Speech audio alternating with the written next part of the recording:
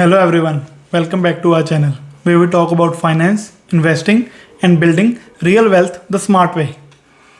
Today we are diving into something every household needs but often struggles with, that is budgeting.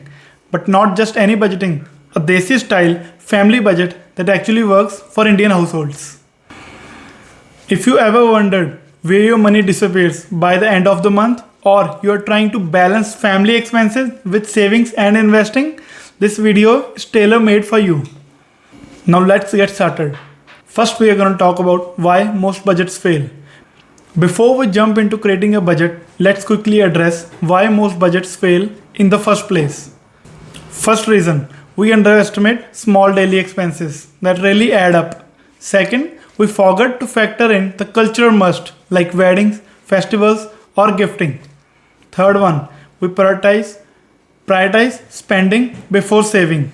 Fourth one, no tracking of cash transactions. Sound familiar? Don't worry, by the end of this video, you will have a simple, practical budgeting system that actually fits into your lifestyle. The first step is understanding how much money is actually coming in every month. For most Indian families, income comes through multiple sources. First one is salary, second one is rental income, third one must be side hustles or small businesses.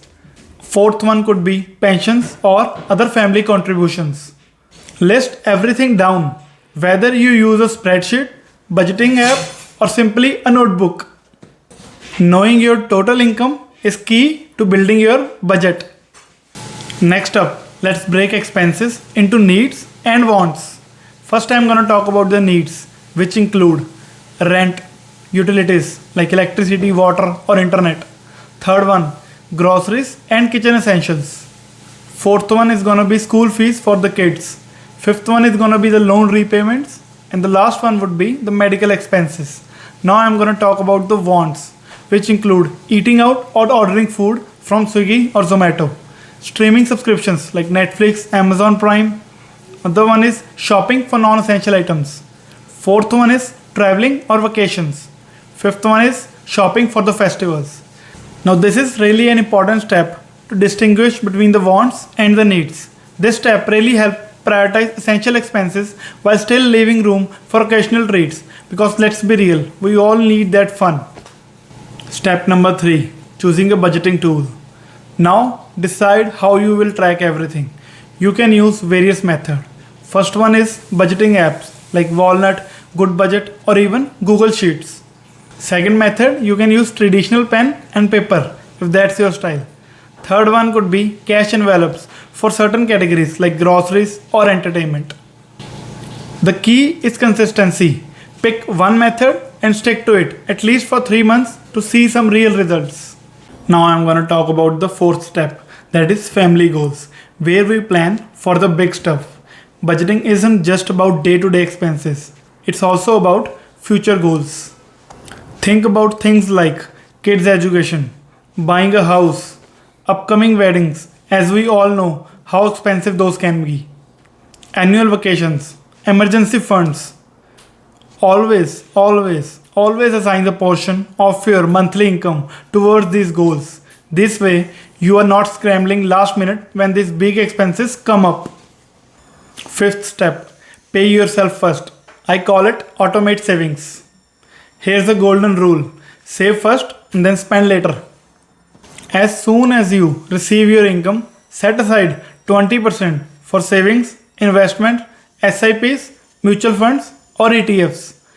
Build an emergency fund which should be comprised of 6 to 12 months of expenses saved in a liquid account. Third one, automate recurring investments so you don't skip saving even for once.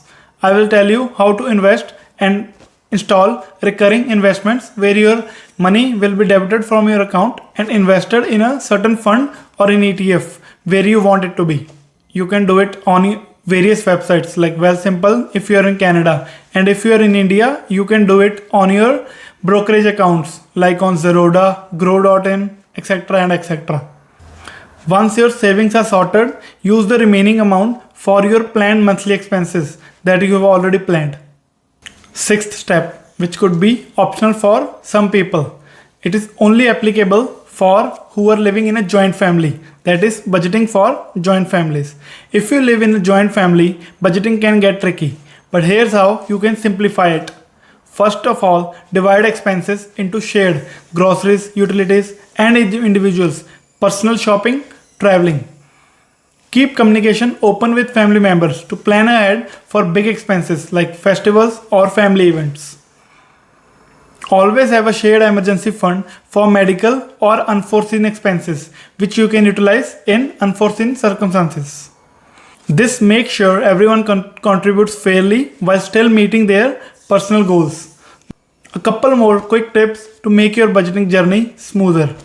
Always track your cash expenses diligently. Small expenses, small cash spends which add up very quickly. Review your budget every month and make adjustments wherever needed. Take advantage of cashbacks, rewards, or discount apps, but don't overspend just to get the discounts. Now I am going to conclude, and that's it. It's a simple Desi style family budget that helps you save, invest, and still enjoy your life without the guilt of overspending or underspending. Remember, budgeting isn't about restricting yourself. It's about controlling your money so your money doesn't control you. If you found this video helpful, make sure to hit that like button, subscribe for more personal finance content, and let me know in the comments which budgeting tip you are going to implement first. Thanks for watching, and I will see you in the next one. Until then, invest smart and stay financially strong.